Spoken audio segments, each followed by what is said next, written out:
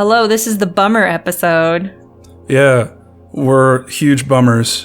Huge bummers, and we're bummed out too, personally. Yeah, what's up? The Polygon failures are here commentating on Silent Hill. What's up? What's going on? In the house. No one wants us. Nobody wants to give us jobs. Well, I mean, I have a job, but... Nobody wants to give me jobs. Yeah, I can work for the Silent Hill Gazette down here. Oh, man. Do gazelles write Gazette? That would be a funny joke for, like, Zootopia. Zootopia. Is that it? Zoography? Yeah. Okay. I think it's Zootopia. I hear it's good. Yeah, me too. Anyway, a man was killed in this paper. A man. And I filled in the blanks for everybody so they don't have to be like, what? Huh? Thank you. Who? No Mad Libs, because this is inappropriate. Not appropriate to do Mad Libs with this. Nope. Because this is serious. This is a serious episode.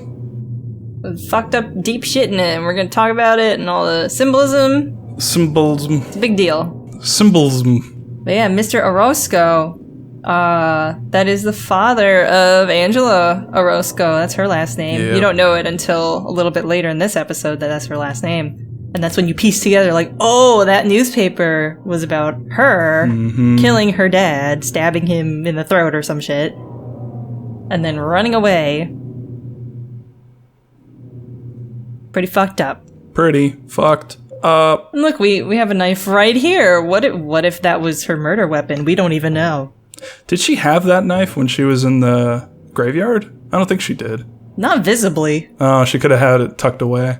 Yeah, I don't know. I guess that's true. Could have. I guess we could also talk about whether we think that Angela was here to look for her father, or no, her mother and her brother.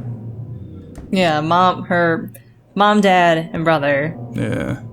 She said she was looking for her mama, Yeah. and she thought her father and brother were here too, but she can't find them either. Yeah. And this is just covered in newspapers. And James seems to think that there's there's nothing of interest here. It's like, this is pretty interesting, James. This one has today's date. That's what I would call a thing of interest. Read my body language. I'm not interested. Meh. I've seen stranger things today. Oh, fuck. James. Oh, fuck. I like that the door is like plastered shut with the newspapers as well. It's like paper mache. Yeah. So this is where we get a glimpse into Angela's hallucinations and the stuff that she's seeing, because we have a lot of things in common with Angela, mainly sexual trauma. Someone's pushing dinner plates into those holes. So that's Abstract Daddy. Apparently, like, the guy that wrote the Brady Games guide for this, when he got the original name of the monster, he thought it was a little too on the nose. Unsubtle. It was called Angela Papa. So he changed it to Doorman, which is also not considered correct. It's Abstract Daddy. Yeah. So you might be able to guess what this means, but... I don't know. I don't know. There's a lot of symbolism going on. Well, at least they didn't have an overt fucking rape scene. I know, and I can't, like, I think I talked about this in an earlier episode, how much I respect Silent Hill 2 for not going there. They went there, but they didn't go there. They didn't show it happening, like in some other games. Town of Light. Oh, jeez, don't even remind me. I mean, this is still pretty, like, it's very rough. The first time I saw this, it kind of bowled me over. Oh, yeah. But it's rough in the correct way. There's no titillation here. Right. This is just completely brutal. This is just showing the aftermath. Yeah. What people are going through, and that's the proper way to handle something like this. If you ask me. And I think the symbolicness of the walls and the pistons, and it's like, this is pretty... I mean, you can pretty easily see this as a vagina. Oh, yeah. Fleshy walls and Totally. all these pistons going in and out. And What are you saying that Silent Hill 2 is subtle and uses symbolism to communicate its themes? I wouldn't go that far. No. You don't have to lie. Go ahead and say it. I have a bad shadow. Force me. Yeah, it's really pointy, isn't it? It's so polygonal. Oh, man. Oh. You wouldn't care about yourself anyway. Oh, it reminds me of that one music video, Dire Straits. I don't think I've seen that one. Ooh. Put it in the corner like I do. Okay, I will. I'll do that. Now, let's listen to it. There it is. Oh, man, I love this. That's so great. I'm bobbing my head because my name's Bob. Oh.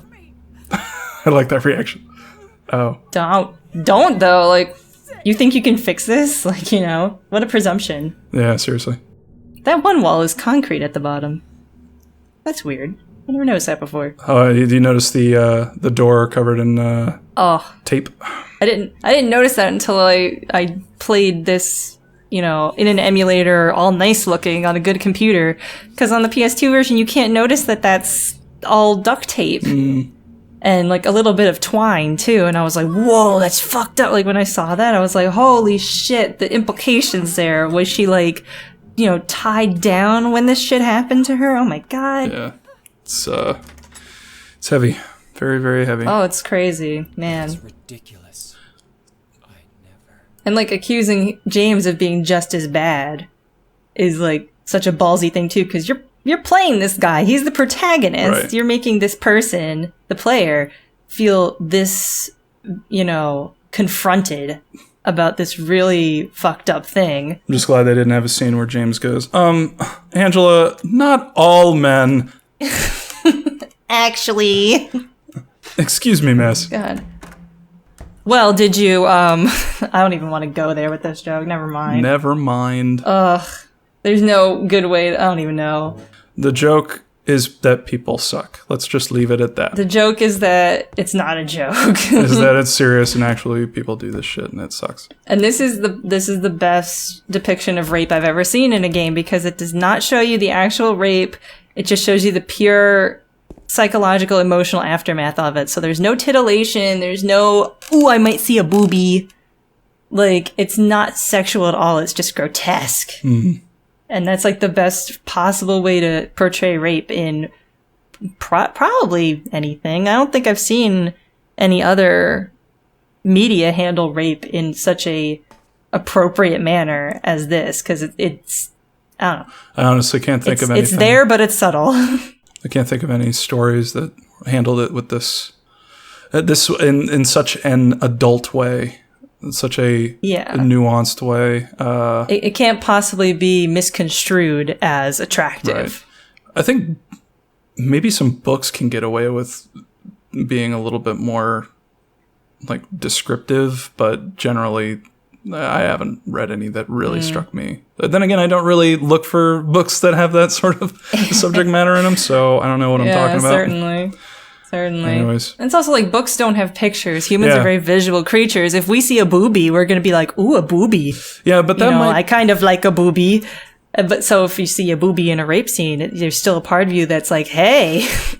At the same time, it's like, it's hard to tell creative people not to do something because they all, Oh, no, of course. But it's like when creative people are doing it in uncreative ways. Yeah, totally. It gets to be frustrating, to say the least. And offensive. And it doesn't do a service to, a hugely awful thing. And guess what? Like, it's even when it tries to portray it as like really, really awful, like it usually doesn't get even close to how awful it must be. Totally. And I mean, that's the part of the thing. Like, I'm worried that if we say that we want to see these things handled realistically, that we would never talk about them because they're so raw, and you can never get to the point where you talk about something like this to the degree that I think it does it justice. Yeah.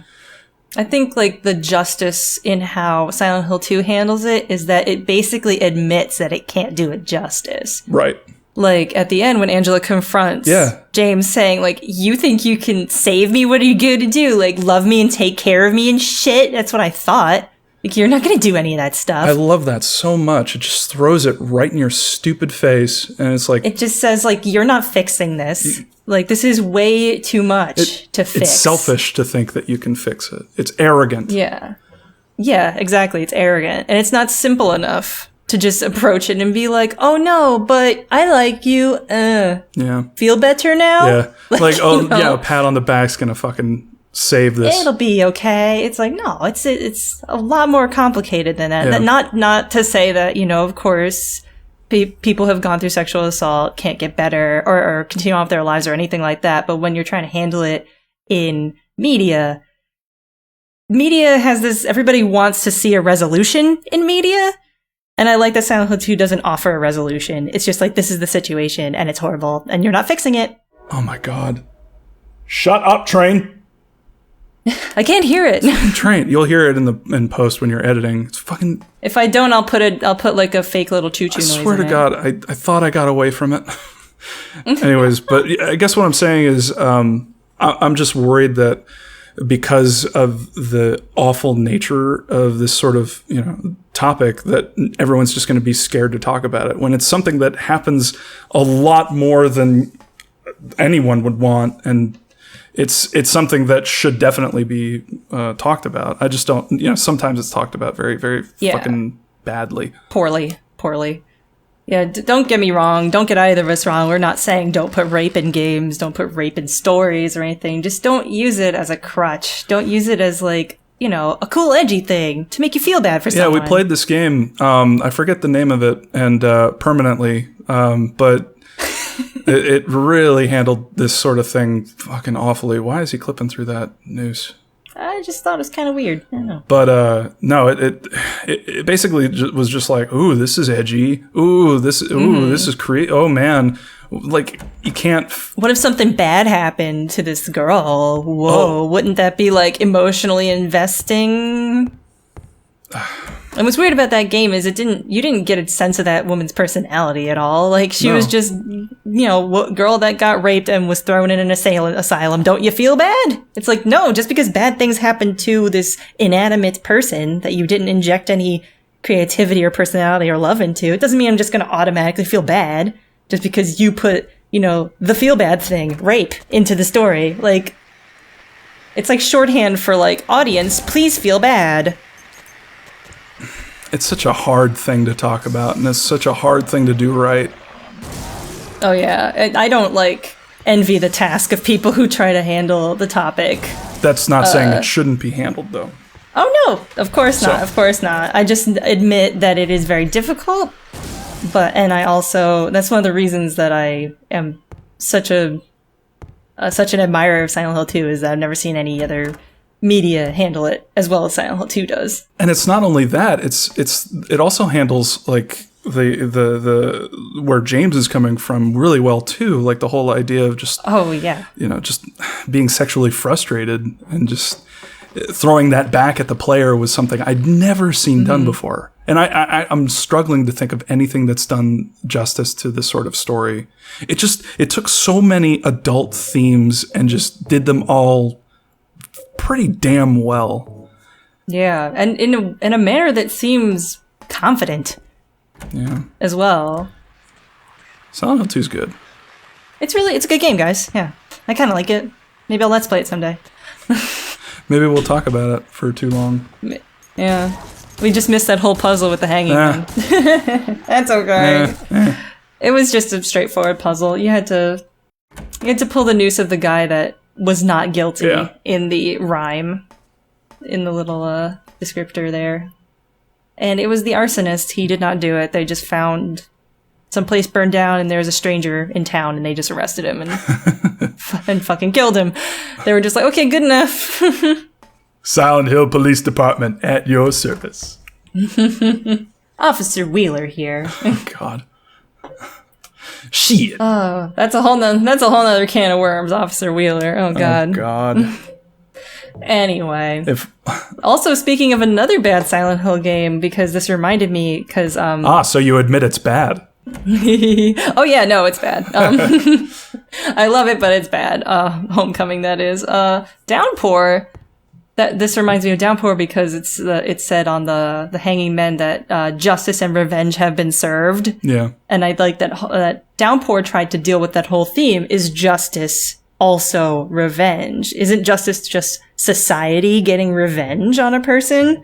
Because it doesn't help anybody. It's not going to bring back dead people to kill another person. And it almost did something really cool with that theme, but it just fumbled like fucking crazy over itself. It could not figure it out. Oh, this noise. Oh.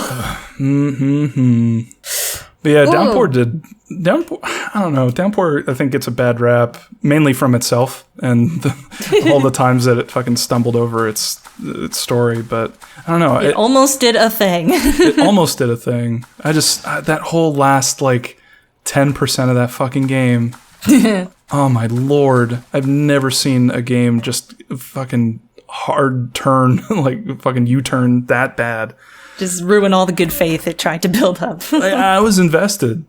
And then, well, I partly. think by that point I wasn't invested anymore, but I think by like the 70% of the way through I was like, okay, you don't know what you're doing with this theme. Whatever. There were so many, like, there were so many good ideas. I know, that's the sad thing, is that the potential was there and it didn't actually grow into anything good and meaty. And I hated that it didn't have the confidence to just negate combat at the end. Like, they had to have the whole, like, onslaught. There's a lot of confidence problems in that game. Yeah. That came off like, oh, they're not, like, ballsy enough to just be like, we're doing this. Which is what Silent Hill 2 feels like. It's just people being ballsy and be like, we're doing this. We're killing this woman twice. 3 times. She looks like your dead wife. Maria got into the ketchup packets again. Oh no. Now she's sleeping. My high C. What is he? James fell asleep. I like that they skipped the part where he pulls up the chair. I just realized the chair just appeared there. Oh yeah. No, it's Silent Hill. It was always there. He sat down and it was there. He just conjured it there. James is a wizard. Wizardo. Not again. Not again. My girlfriend. Aww. My new hot girlfriend. She got killed again. What forum do I post on to complain about this? Reddit r bachelors. These women keep dying on me. What am I doing wrong? So yeah, if you visit this door after the fact of Maria dying, you are more likely to get the Maria ending. Not that I'm trying for a specific one, I just kind of did everything. I just showed off everything. Just to see, like, where is this gonna get me? Cool. I mean, you're likely just going to show all of the endings at the end. Oh yeah, I'm going to show them all, but the first one I show is going to be the one that I naturally got. That makes sense.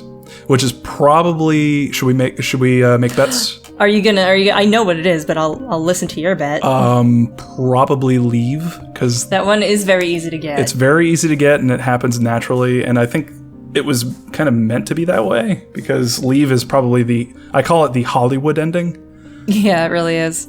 So that's what I'm thinking. Even though Maria is a better ending. Yeah, the more I thought about the endings, the more I disliked Leave a lot and started liking Maria a lot more. The ending, not the person, but whatever. Leave is I don't know. It's okay. I got it on my first try, so. Well, for those of you who don't know what we're talking about, it's an ending where it's just happily ever after, basically. Everything's fine at the end. Everything's cool. Which is kind of, doesn't fit the tone of the whole game. No, the tone of the whole game is like, James has got to be punished, you know? This is bleak, you know? It's fucking dark, man. It's dark, man. Having a happy ending is just like, you know, whiplash after going through shit like this. We're in a graveyard, in a building. Like, there's a ceiling here. How many of the endings are actually bad? End up with James, like, getting fucked over. So there's in water, he dies. All of them suicide. except Leave. Yeah. So, like, that's kind of confirmation. And the dog ending. And the dog ending. Well, not really, because the dog was in control and she probably wants to kill James. Hey, it's Walter's gravestone. Hey. He's from the elevator radio quiz from earlier, and he was in the trash chute news from earlier, and he's the antagonist of Silent Hill 4, The Room. Was Trash Chute News the working title for Silent Hill 4, The Room? No, it's the Daily Mail now. Oh, okay. Trash chute news. Oh. Every time I hear his name, I think like they came up with that name by mashing dumb and brow. Dumbroski. Dumbroski. That dumb broski. Dresses like a fucking child. Dresses like a child from Earthbound. Yeah, exactly. Which an Earthbound cosplay. Which was, I'm assuming, intended.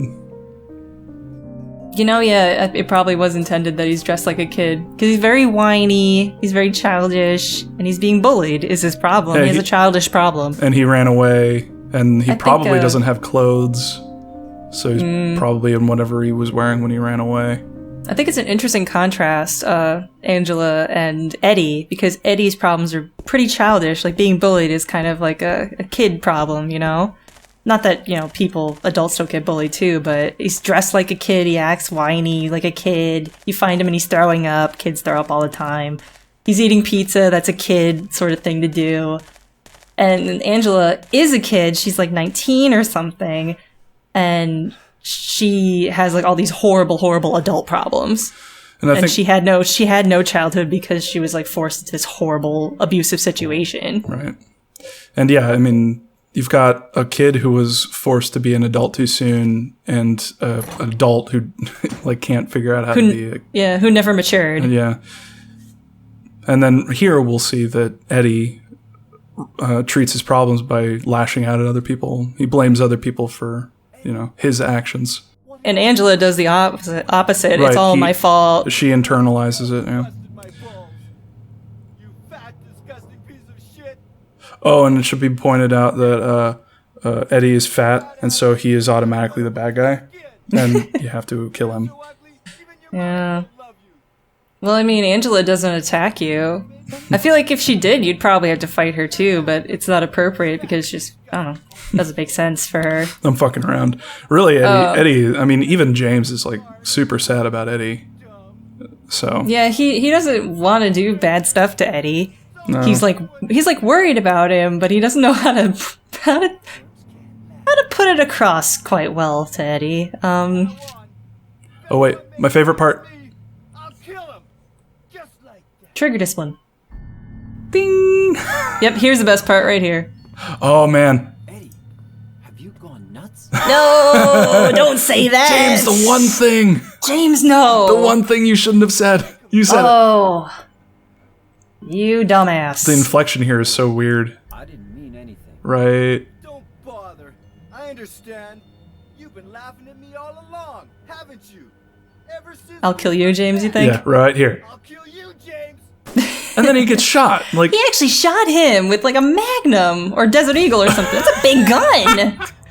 I love this awkward fight in like a fucking room with a square footage of 20 feet. I love it. Oh, shot in the face. Battle of the bullet sponges. Point blank with a fucking rifle. Oh, please pull out your pyramid head blade, giant knife. No. I'll do like a bonus video of me fighting all the dudes with Please do. It's hilarious. Yeah. At the end of the LP, I'll do a bonus video of fighting everybody with the great knife. Good. So all these corpses also look like James. They're wearing James's clothing. A lot of them are the model that was in the seat looking at the TV in the apartment, I believe. And also the corpse on the street from earlier. A lot of them are just wearing pretty much James's outfit, but they're all covered in blood, so you can't tell it's basically him. But this is where you get to see a little bit of Eddie's other world. We saw a little bit of Angela's earlier, which was all woomy. There's also like theories that Angela's other world sometimes looks like a house for good reasons. A house that's on fire. So it seems like Eddie's other world is based upon like, people laughing at him and making fun of him and meat. Lots of meat, because we met him in the cafeteria earlier. It's based around gluttony. Yeah, and I didn't notice this for the first time, but all of these little things of meat are wearing pants. Are they pants? They are pants. Well, maybe not pants, but definitely clothing of some sort. Yeah, there's like a cloth underneath them. Yeah, it's supposed to be representative of course, Eddie. Yeah, because he's like, he's fat. Right. Silent Hill is basically putting a pressure cooker on this kid. They're like, it's trying to make him snap, and it was successful. It did a good job. And he actually didn't do anything like as wrong as Angela did. Angela killed a person. Rightfully, but yeah. Rightfully killed a person. But it was still a person, whereas all Eddie did was shoot the dog. Yeah. Which is still bad. He shot someone in the knee, and he shot a dog. And killed the dog, yeah. And I know you don't like dogs, but that is bad. I don't like dogs, but not as much as Eddie doesn't like dogs. But meanwhile, James is like, you think it's okay to kill people? Because he's seeing, like, these corpses. But Eddie's, like, never killed anybody. So far as I'm pretty certain, because I think Masahiro Ito also said that Eddie's never killed anybody. Yeah, which... And this is, like, a weird, like, nightmare, but also a power fantasy where he gets to kill all the bullies. Let's party! Let's party! This is not my idea of a party, Eddie. Although I do like all the catering. Look at all this meat. Eddie WK, you have outdone yourself. Yeah, I love this shit. Yeah, it's fun. So I guess Eddie just This is an sees... interesting boss fight. Eddie sees the fog and more green than anything. It is interesting how green Eddie's areas are. They're blue and green. Oh, Right in the freaking noggin. Kabam! right in the hat. Kabam! Right in the hat. Yeah, I think one of the things that they were... I think I was watching the making of documentary for Silent Hill 2, and they said that... I'm pretty sure they said this, that Eddie was designed to make it look like all of his clothes didn't fit, and he was too big for them. Yeah. Which makes sense with the visuals going on right here. Where the fuck did Eddie go? He's right over... Oh, there's his feet. Oh. Right there. Yep. You sneaky motherfucker. He's hiding. See, that makes sense. Because you see the shoes, and now it's like... And they're over here now, too. He moved while the camera was away. Oh, damn. Yeah. Eddie. Yeah, this is just like such a cool environment to fight somebody in. This otherworldly meat locker.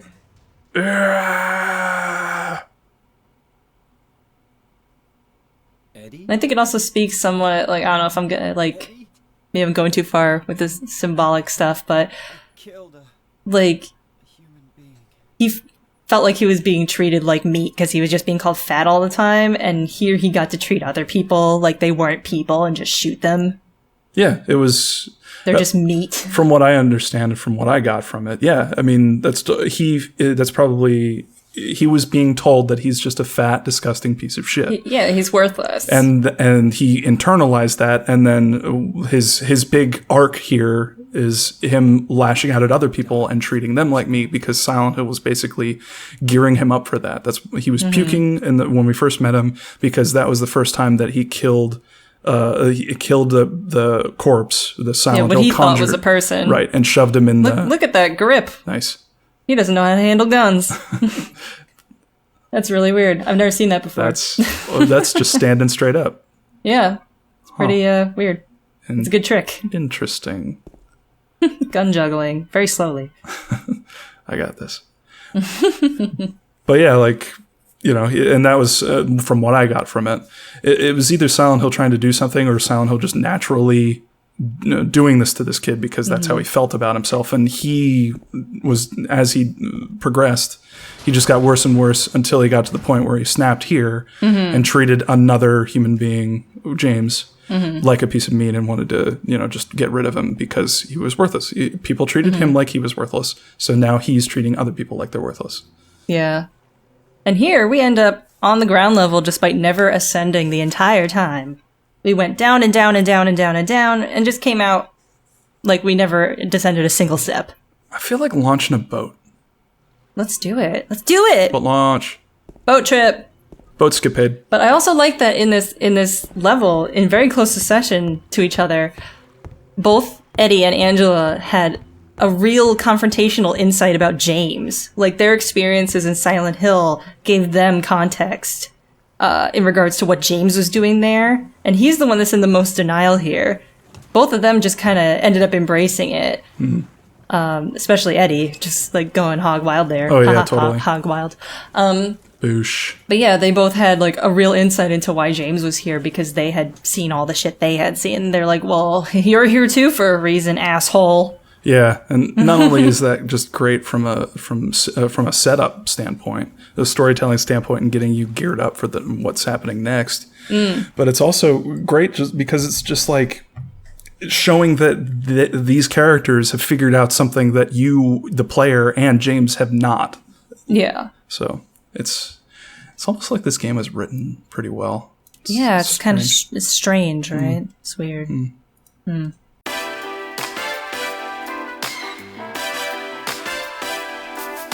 Oh, in the, apparently in the novelization of Silent Hill 2, it's not just, well, here's the situation with Angela's family unit. She was, you know, abused many years, many times by her father, Thomas. Her mother, is just, you know, in denial about it and just like, you deserved what happened and all that stuff, just completely unsupportive.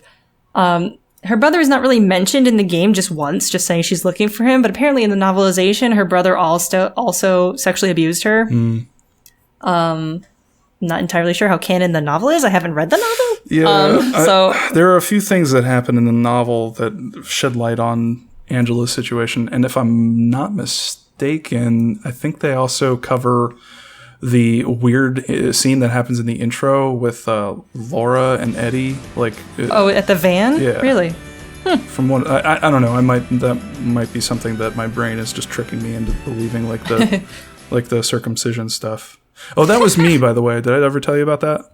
Oh no, that was you. That was me the entire time. What a twist! I don't even know where to get the Silent Hill 2 novelization. I would be interested in reading it. I've never looked into how to get it. What was it called? Just Silent Hill 2 I don't know. novel? Silent Hill 2 the novel. I know that Silent Hill 1 had the Play novel, which was like a GBA game or something. That was weird. And that followed Sybil's adventures through Silent Hill without Harry. Yeah.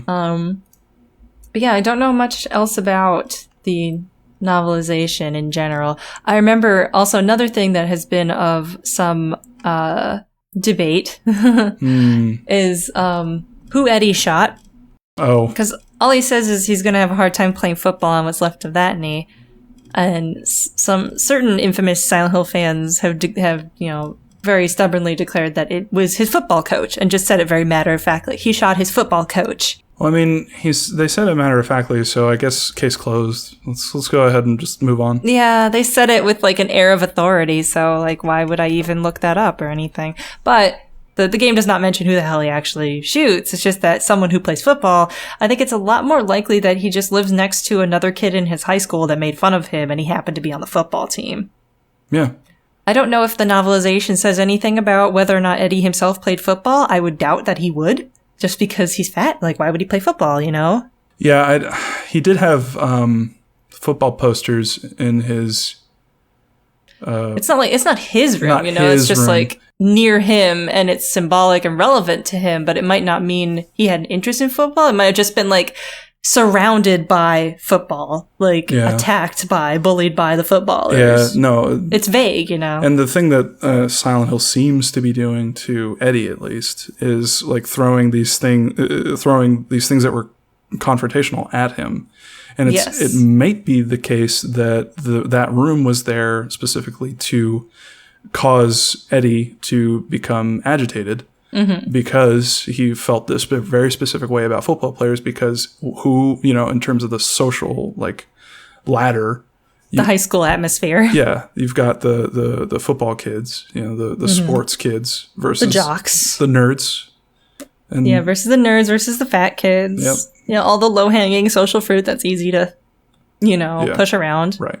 So that might be just fucking Silent Hill being like, hey, Eddie. Yeah, there's no reason to think that he was on the football team. No, none. And actually, I mean, yeah, there's no evidence. That's one of the things that a lot of Silent Hill fans just go off the rails about. It's just Silent Hill's all about connecting the dots, but sometimes the dots are like they're not meant to be connected, or they're spaced so far apart they don't make a clear picture. Right, and you couldn't get there even if you tried. You start extrapolating a little too much based on the evidence at hand. I mean, of course, like, shooting the shit and like, saying what if this is really fun, but once you start saying this definitely he shot his coach, then it's like wait.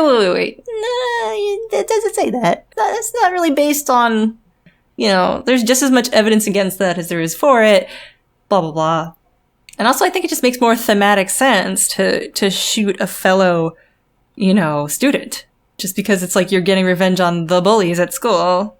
Because who are the worst bullies at school? Your peers, not your teachers. No, yeah. I mean, it's not even usually. Well, not only that, but like, do teachers regularly play football? Like, what... No, like coaches are usually retired football players from college and high school. They don't play football anymore, so having a hard time playing football on what's left in that knee is kind of an irrelevant statement towards a coach. Right. They're not playing football. They're coaching it, yeah. They're just coaching it. I mean, they might play like during practice or some shit, but why would he'll have a hard time playing football? And it's like he obviously meant that... Sorry, I was just on the wiki and I just saw penis. It just says, my fucking brain picked that shit out. Oh my god, akin to a penis thrusting in and out of vagina. Okay, all right. I know they really spell it out on the wiki. Yeah, that they do.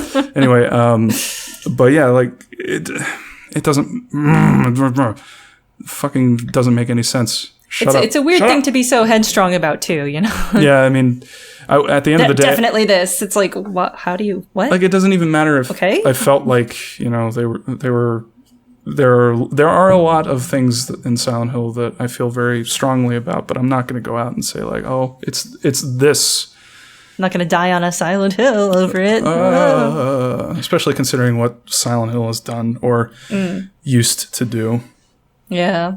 But I think like the thing that ticks me off the most is that like those are the people that say Silent Hill is not up for interpretation, and that is the most injustice you can do to Silent Hill, in my opinion. That is absurd. That is ridiculous. There are, of course, certain things that are not up to interpretation, like Harry's last name is Mason or something like that. Yeah, I mean, it's like the objective versus subjective. Yeah, argument. Like there's so much room for interpretation, and it's even like, you know, I just saw like a video of Mark Hamill talking to some kid who was gay and was asking him like, you know, is it okay that I think of Luke Skywalker as maybe a gay guy? And Mark Hamill was like, he can be anything you want. Of course he can be gay. Like, that doesn't matter at all. Like, if you see a hero and you want to interpret that as something more personal to you, that's like totally, you go and do it. That's fantastic. And you should get, you know, inspiration from all sorts of places and things and people. And it's like, you know, by closing off routes of interpretation, you're making it so shallow and just cold. You're putting the blinders on, you know? Yeah, and honestly, I highly doubt that the creators of any media want it to be cold. They don't want people to relate to it, you know? And one of the ways that you have people relate to stuff is you have certain things be open to interpretation. You allow people to see themselves in your characters. Yeah, and there's certainly a difference between like interpretation and death of the author and stuff like that, because like the developers clearly made a lot of things in the games very obviously vague. Oh, yeah. They wanted people to guess what this stuff meant. These are the people who did Silent Hill 1. Like, holy fuck. Can there not be a more ambiguous fucking game? It's a weird game, yeah. It's so weird because it's so confusing and ambiguous in a lot of really weird ways. And it actually, I did not like it the first time I played it because I got a really stupid ending. Yeah, it's easy to get the bad endings. And it was just like, oh my god, none of this made sense. None of it. I had to go and look it up. And getting the good endings are like unfair almost. Like it's very rare to have people come out of the woodwork and say like, oh, I actually got the good plus or the good negative ending on my first try. I've certainly seen a couple people come forward and say like, oh, that did happen to me, but they're really rare. Not only that, but were they using a guide? You know, like no, they said that they actually accidentally got those endings, which I think is like, wow, good for you, but that is crazy. Yeah. Wow. That is not par for the Silent Hill course. No, not at all. Oh, man. Anyway. I'm trying to think if there's anything that was, like, obvious that we didn't mention because we're so close to the subject. Trying to think from, like, a newbie perspective. Like, oh, they didn't talk about this. What the hell did that mean?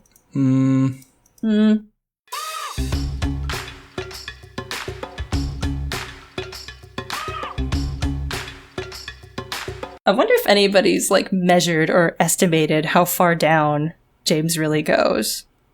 I mean, I see that would be very, very hard to do because there's certain parts that you can measure, like how deep that elevator ride is and how deep the endless staircase is. But then like the holes are wishy-washy though. The holes vary, and you can't you could try and figure it out, but based on like how far can a human being fall before they die, you know?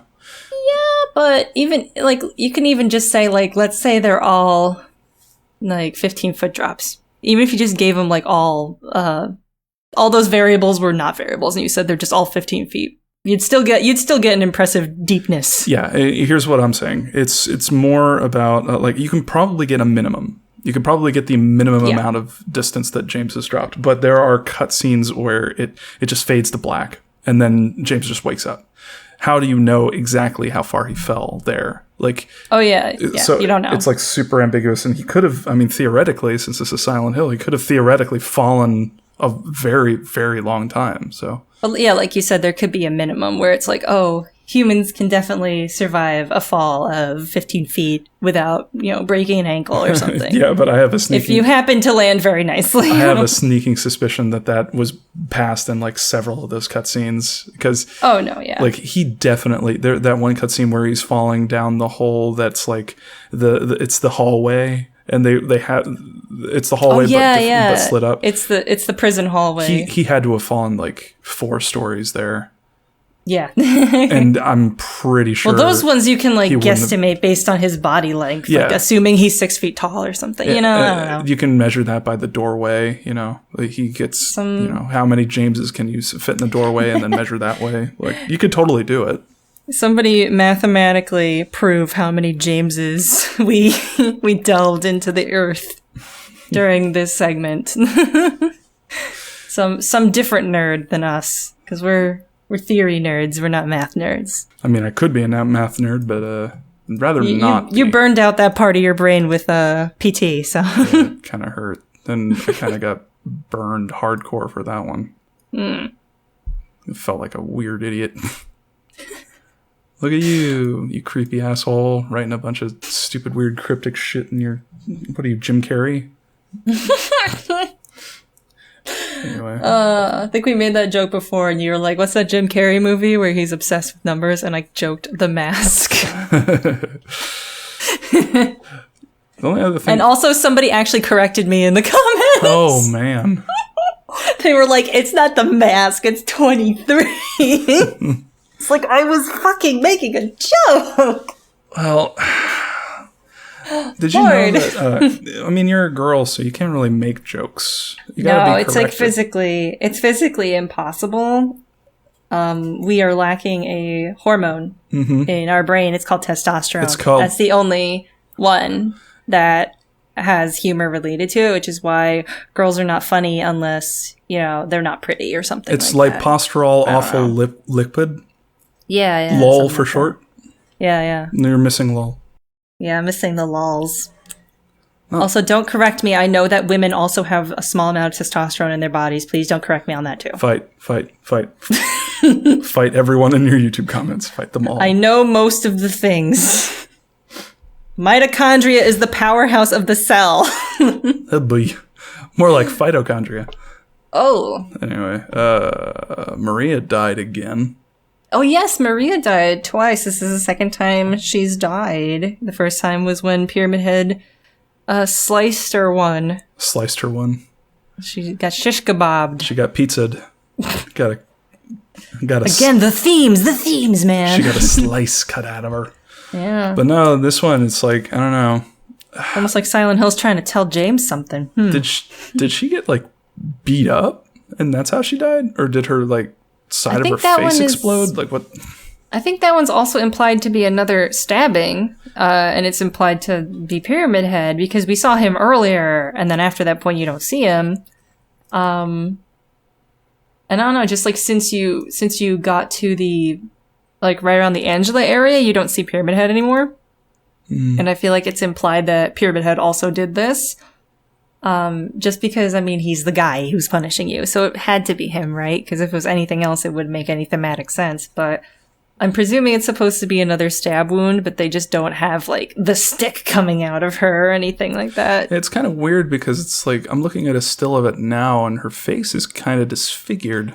Yeah, they messed up her face, but I think that was to make you think of Mary because her face was disfigured by her cancer and stuff. So I'm thinking that she didn't die pretty, and in this instance, neither did Maria. Right. Yeah, that's kind of what I'm saying. But I don't know. Yeah, it's kind of weird. Like, is she disfigured, or is it just like she has blood on her face and it kind of makes her face look weird? It's a little vague there. A little bit. But I think it's, to remind James about how Mary looked before she died because her face was really messed up. Mm-hmm.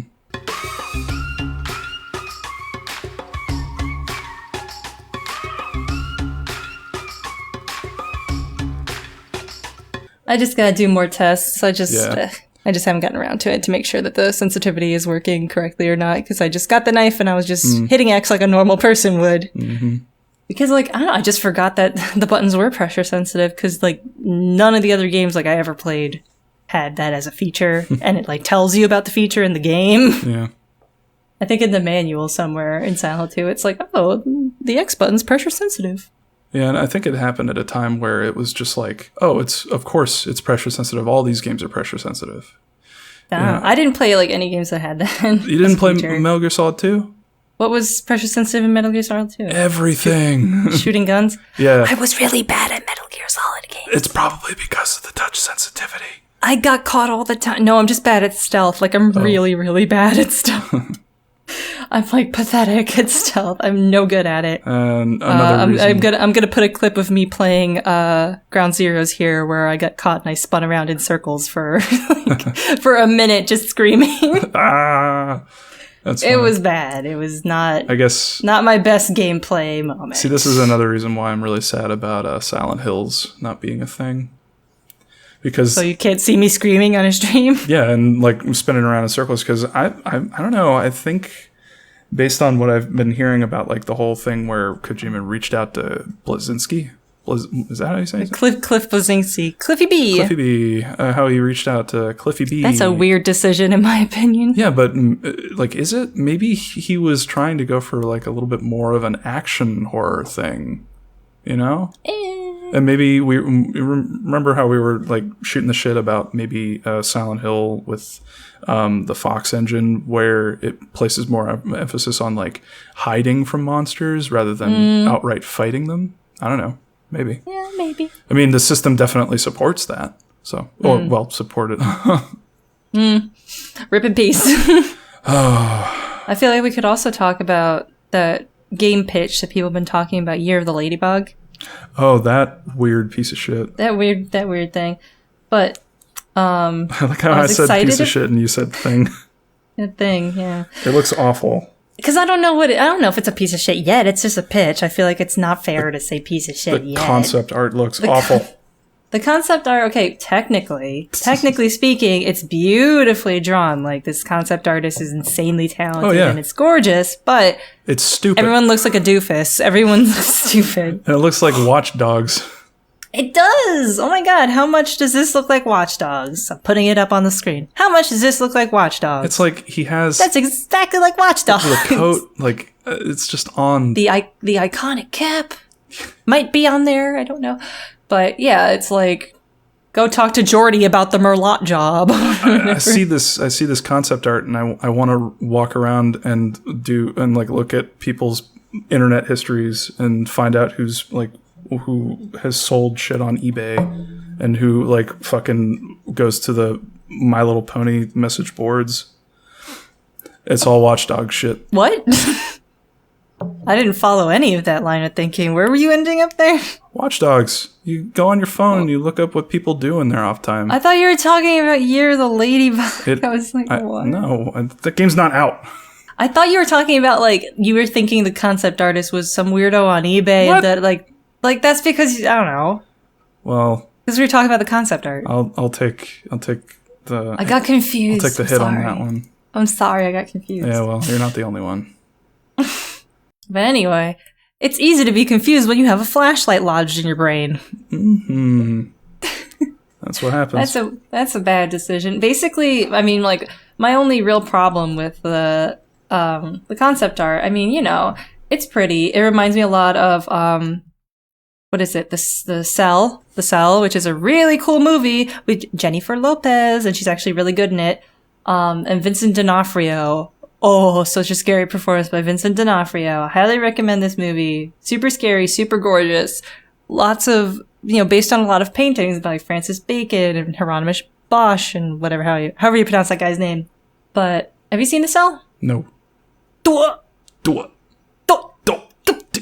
Have you seen Session 9? Yes. Okay. It's also a little Session 9-y, but very clean. But yeah, it's really good, dude. You gotta watch The Cell. It's like really cool. But yeah, absolutely strikingly beautiful for a horror movie. Opulent, I would call it opulent. And I think it still stands up special effects wise, and visual direction is fucking so gorgeous. Anyway, go watch The Cell. It's really good. I'm watching it right now. But you can tell that the artist was influenced by that movie. And, you know, I was criticizing it on Twitter, and the artist actually, like, noticed. And I was like, oh no, confrontation, I feel terrible now. But he was actually a really nice guy. And he was like, oh, do you have any things to improve? And I was like, well, I mean... Everything. I feel like... no. I was like, well, I feel like the main problem here is that even though, you know, this is really gorgeous, you know, looking stuff, I feel like it doesn't make much, you know... It's not scary, and also everybody is just a person with something wrong with their head. Yeah. And there's no variety. Like, you know, when you're a concept artist, there's a lot of talk about having recognizable silhouettes. Right. You know, you could see someone in the dark and you can just recognize who they are by their silhouettes. Team Fortress 2 is an amazing example of everybody's silhouettes being very, very, very distinctive. That was another thing that they were trying to get very correct with. That would have been a lot better if I remember the name of that fucking game, Until Dawn. Until Dawn, yeah. Yeah. Mm-hmm. Because that's why some of the characters were wearing really unrealistic clothing for, you know, possibly... The weather. Yeah, like a blizzard constantly. Mm-hmm. Because they wanted to make sure that when you saw them in their silhouette, that you understood who it was just natively. Just very quickly, yeah. From a glance. Mm-hmm. And, you know, that's a really big thing about designing characters in concept art, is the silhouette is a really, really big deal. So it's really weird that every single character is a human body with something wrong with their head. And it's especially weird because this guy, you know, is kind of advertising it as a spiritual successor to Silent Hill, sort of, and Silent Hill-esque and all that stuff. But, you know, just by, you know, being a Silent Hill fan, doesn't really recognize what makes Silent Hill monsters really interesting, and it's their variety, in my opinion. And the fact that they're 80% monster and like 20% human, instead of 80% human, 20% monster. Because that's too recognizable to be 80% human.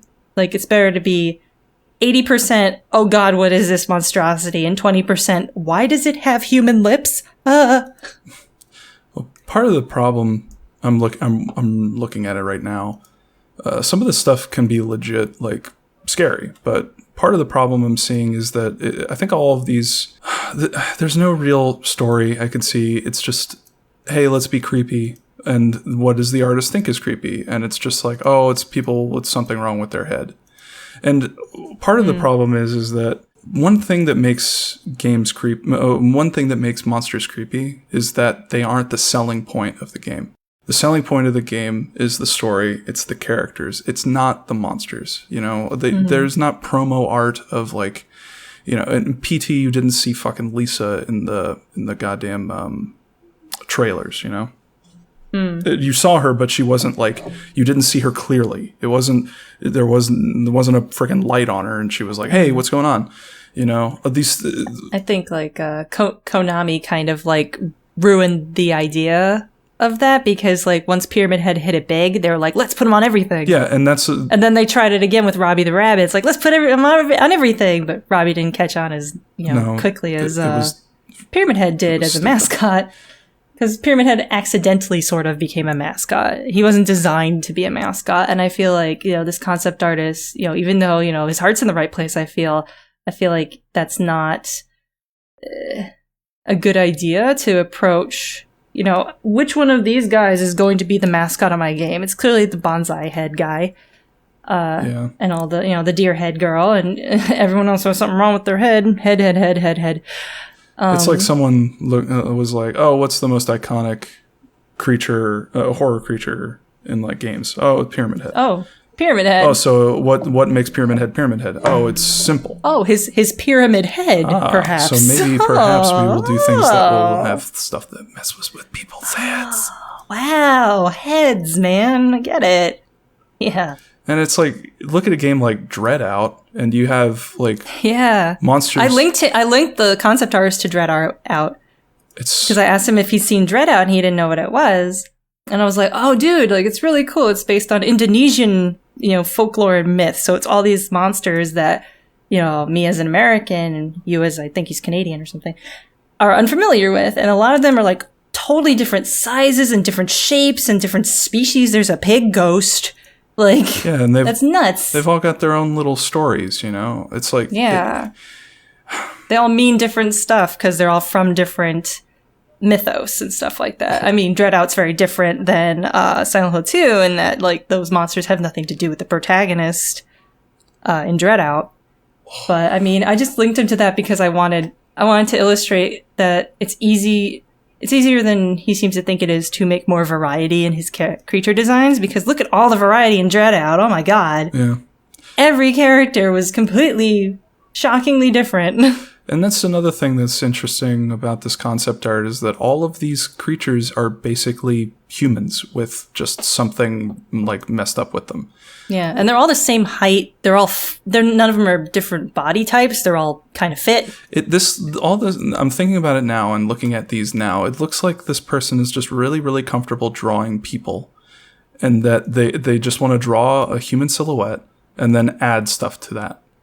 You know, and don't get me wrong, it's beautiful. Like they are very, very good. Like even just the picture of the girl like eating dinner with like the old guy, and she's got like a fucked up mouth. Like that is really good. It's just it's incredible looking. It's just this is all like bland. It's not. Do something different. Do something unique. If you're gonna just make a bunch of monsters that are basically human, then okay. But I hope the game at least reflects that. Reflects that. Has all these creatures have unique backstories that we can learn about, and give them reasons for being there, rather than just like, oh, this guy got a flashlight shoved in his head. Yeah, that's something that I'm like concerned about. Like I'm critiquing it too soon because, like, what if the story totally complements all these people that they just have something wrong with their heads? Thematically, maybe it's appropriate. What do I know? I don't know shit about the plot or who the character is. Aiden Pierce 2.0. But speaking of bad silhouettes, put that guy next to Aiden Pierce. Who's who? I don't know. Yeah, honestly, I just don't know where this guy wants to go with it, and I also think it's strange how much press it's getting for being only a pitch, very non-committal. Nobody's backing it. It's not a Kickstarter. There's no gameplay. It's just purely a pitch. So I think it's really strange that he's, getting a lot of interviews and a lot of attention. And it's like, why though? Like, there's so many people on DeviantArt that have made pitches for games and made concept art. They're not getting interviewed. Like, I think the reason it's getting a lot of press is because people are just clamoring for Silent Hill. For more Silent Hill, even though it's, for all intents and purposes, dead. Super dead. I do get that. And, but it's like, it's still like, how many people on DeviantArt have made Silent Hill pitches. Yeah, yeah. And, like specifically. I don't know. Maybe the dude is reaching out to people to, plug it, and that's fine. Maybe he's good at networking. Yeah. Sometimes, what do I know? Sometimes that's all it is. And, yeah. What is this? I went to the About page on yeartheladybug.com, and it just says, coming soon. I think it's that girl from Street Fighter 5. I think it's 5. It's kind of... Oh, yeah, Mika. I don't know. This is just like, what? Oh, yeah. Like, That's weird. Anyways, but no, we've seen stuff like this happen with plenty of other Kickstarters. That one, what was that called? The one that people were like flipping their shit over. It was like one of the first PT like sort of homages. Oh, Allison Road? Yeah, Allison Road. That one got tons of press just because it was similar. So yeah, I think people are still looking for that sort of thing because Allison Road hasn't come out yet. One of the only ones that I can think of that's really, really close to just a straight up PT clone was Layers of Fear. Which I watched your stream of that, and I dug a lot of it except the plot. Yeah. The plot was really bad. And then I just looked up, the wiki of it, so I could just read, like, what the hell was the plot.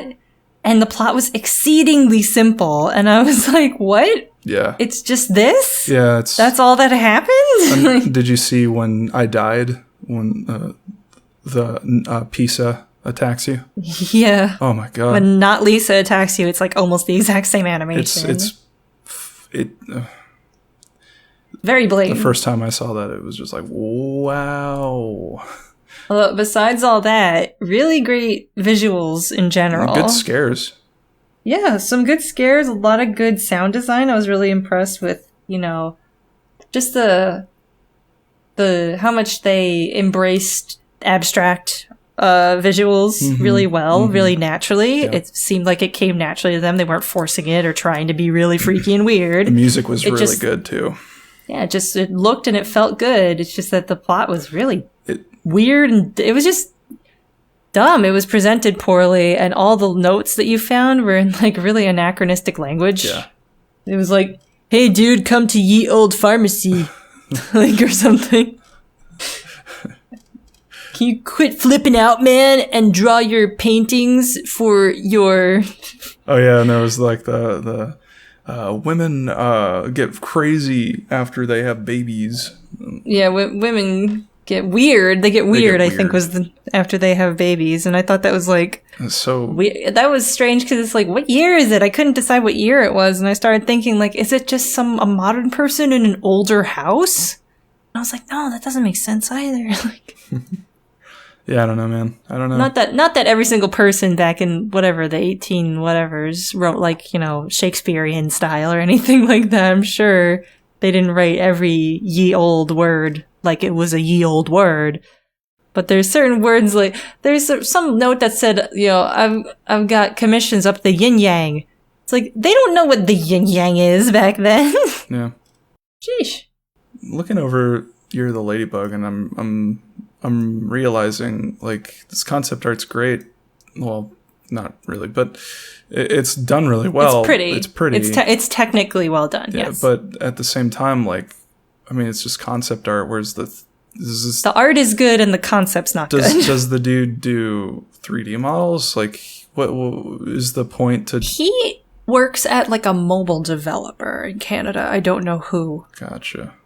So I don't know what games he's worked on or anything like that. Oh, well, you know, people can, hey, whatever, man. You do you. I mean, like, of course, but, you know, my best to him. I don't mean to be like a huge no. downer about it or be like, don't make this game or anything Yeah, I'm not like going to that. make like a don't give these guys money. I would never do that. But No. it's just, you know, talking personally, it's not really something that I'd spend money on. I didn't even do that with the Mystery Science Theater Kickstarter. That was really bad. I was just like, welp, okay, that's dumb. Which is fucking hilarious because, like, of all of the people that they could have gotten money from, like, aren't we, like, the, like, top echelon, like, the easiest people to get money from for a project like that? And Well, they just, yeah, but we have standards, though. yeah, that's the problem. Though We're not gonna see Ernest Klein get brought on and not blink an eye at that. and then, Ernest Klein. did you see that the Rifftrax dudes are doing a reunion for MST3K? Oh yeah, Yeah, it's pretty cool. that's cool. I'm not giving that money, but whatever. I haven't liked a Rifftrax live in a long time. I think I saw Plan 9 from Outer Space. I saw Birdemic. The best one was Plan 9. That was the best one. I saw that live and I fell asleep. Oh no, really? I really liked that one. That movie is so bad. It's really bad, but they had a lot of good riffs for it, I thought. But I don't know. and also I'd never seen it before, so that might have added to the Oh. novelty. I never saw Plan 9 before. I had. just heard many whispered rumors of how terrible it was. The best one I saw was probably Daredevil. I really haven't liked seen that Daredevil, and then That was a live one? no, not live. That was just a good Rifftrax in general. I'm just talking about the live the ones. live ones? No. I haven't. And the other one I saw was Starship Troopers, which was absolutely pointless. Aw, It was really not that good, in my opinion. that sucks. It was a lot of... There was like 3 actually very good jokes in it.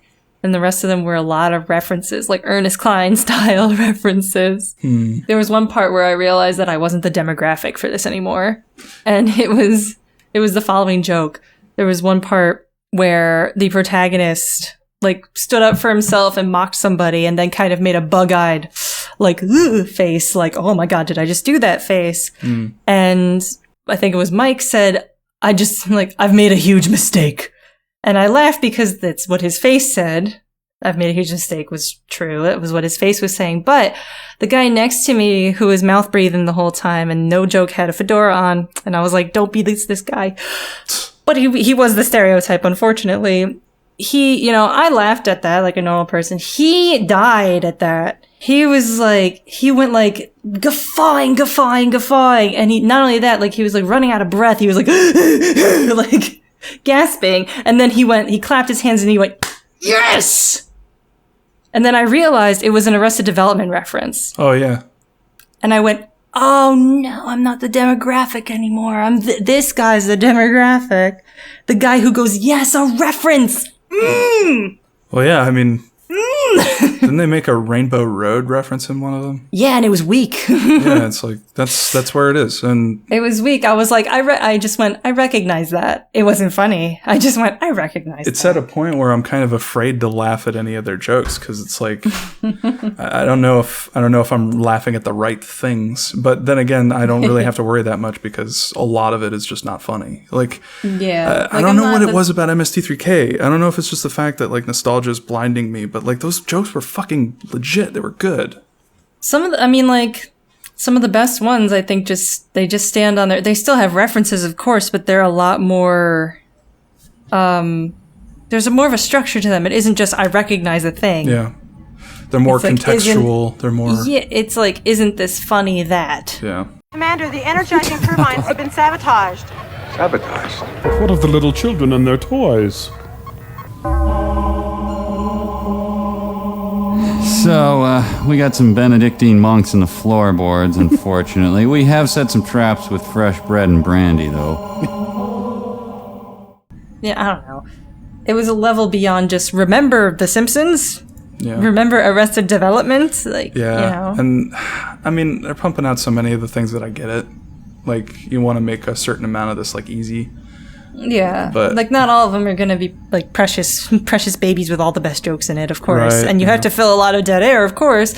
And I understand that Starship Troopers is a terrible choice of Rifftrax because it's a fucking satire. See, It's a joke movie. That's the other thing. I think that because Rifftrax has opened themselves up to like any and all movies, That's a bad idea. that actually does them a disservice because now they're not being picky about which movies that they do because part of what made MST3K really good was the fact that they honed the movies that they wanted to get because they wanted to make sure that they were bad but they were entertainingly bad, and that was Yeah. part of the problem that I had with Plan 9. It's a really fucking bad movie. It's really fucking bad. Oh, I thought it was entertainingly bad because there was a lot of weird. It was so much weird stuff in it that, like, from a production standpoint, I was like, wow, this is so obviously made of cardboard. And I wasn't used to seeing stuff like that. So that was really entertaining to me just from that. See, in that way, it's like, I totally get it, but like, you need to do more shit like The Room. The Room is just like entertaining from the fucking point blank. Like, I think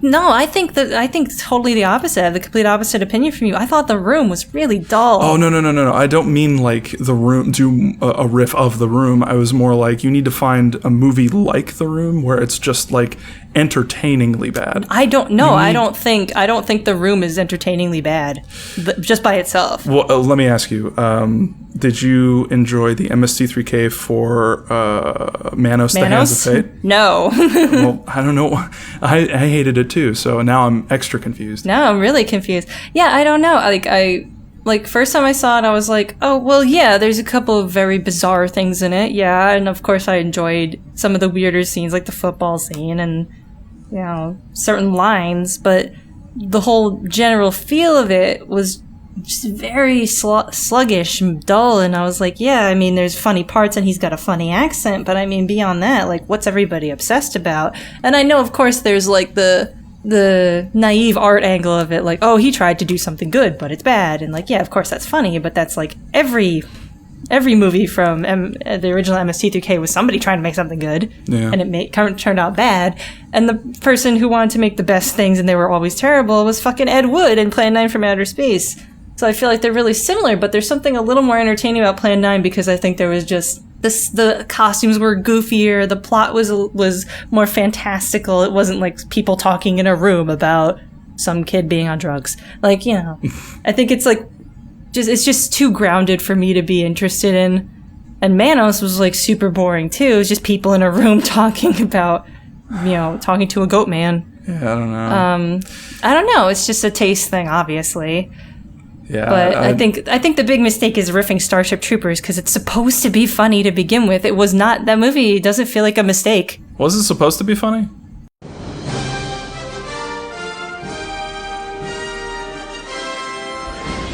Young people from all over the globe are joining up to fight for the future.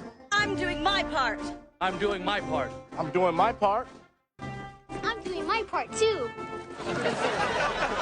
They're doing their part. Are you? Join the mobile infantry and save the world. Service guarantees citizenship. Yeah, it's Oh, a satire. I had no idea. Dude, watch it as a comedy.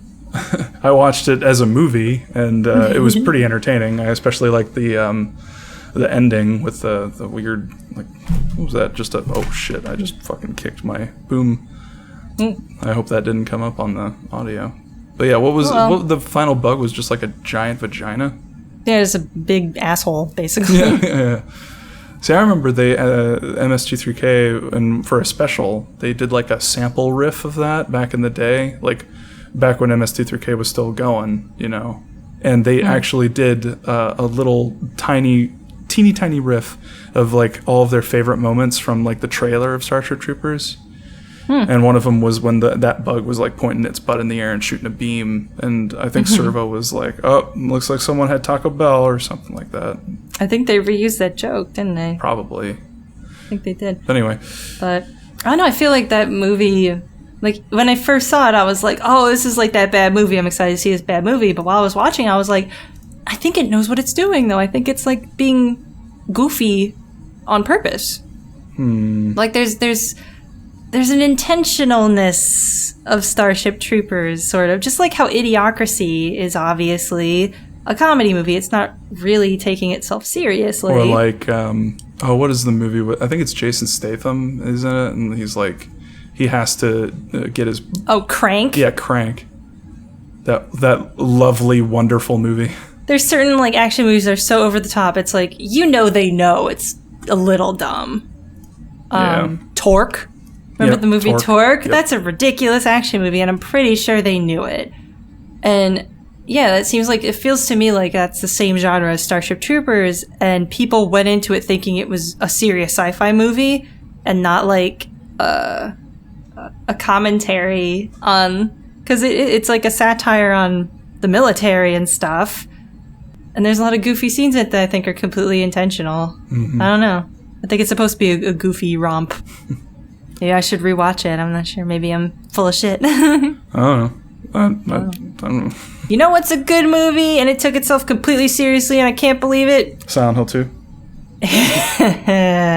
Yes, but also, have you ever seen or heard of the movie Equilibrium?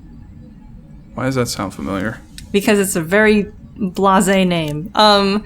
It is basically, okay, imagine if The Matrix and 1984, George Orwell's classic, got mashed together and was super serious about it. Is that fucking Christian Bale? Christian Bale's in it. Get this. Emotions are illegal. Is that a scene bean? A what? I think I seen a bean. Oh, yes. Sean Bon. Sean Bon's in it too. And guess what he does in the first 10 minutes of the movie? You'll never guess. I won't spoil what happens to Sean Bon. He lives. Anyway, but it is precious because it took itself really seriously. Like, the intro scene is hilarious because it's 100% like, let's do this, lock and load. And it's like, they're going in to kill these people, and all they were doing literally was saving art. Like paintings, like, and books. Nice. Like they burn the Mona Lisa, and they're just like, good, get this filth out of here. Art's illegal. Like, it's the dumbest shit in the world. That's so and weird. Everybody takes these shots to make sure they don't feel stuff. It is hilarious, and like, I couldn't believe I'd never seen it before because it's like precious to me now. Nice. I gotta watch this. Please watch Equilibrium. It's a rip-roaring romp through some 14-year-old's fan fiction of 1984 and The Matrix. Will do. It's so good. But yeah, that's a movie that is perfect to Rifftrax because it was really, really earnest about it. You can tell that they took that production super, super seriously.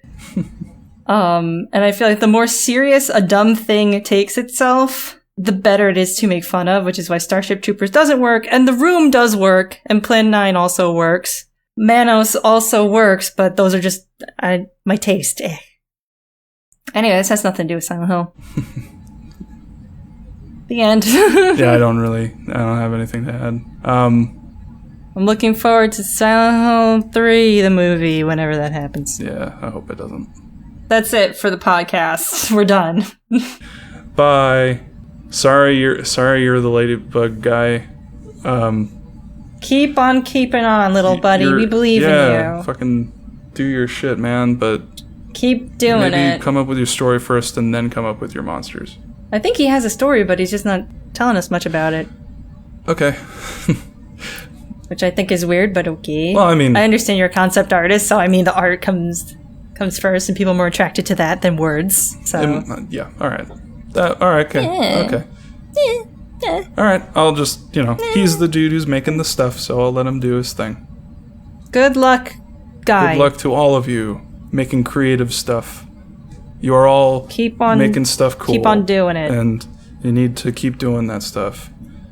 And criticism is not hatred. Right. Criticism, if anything, is a compliment because it means someone cares enough about you to constructively improve your thing. Or at least try to. If it's constructive. If they're just dicks, fuck them up. And feel free to just toss criticism out the window, because sometimes people criticize stuff by saying, like, that's not how I would do things. Yeah, and if they're just wrong and they just don't have the inside scoop that you have on what's going on, then it's like, whatever. They don't know. Like, if you're the ladybug dude, if your story is on it, totally badass, and you know it, and it totally fits the whole everybody's head is fucked up thing. Maybe it does. Do you, man? Do you? Then do but it. At the same time, if you're having second thoughts, don't be walled off from criticism. Sometimes it's healthy to take that stuff, especially when it's in the rough stages. No, he's like really, really receptive to criticism. He was a really nice guy. Cool. So kudos to him for being open like that. That's the mark of a good artist too, personally. Yeah. Someone who can actually not take that stuff personally and have a dialogue about it. So props to him for being that kind of person. Hooray. Mm-hmm. Hooray. All right, y'all. You have a good night. All right. Good night, podcast people. Goodbye. Or if it's like day, good day. Good day. Good eye. Good eye, mate.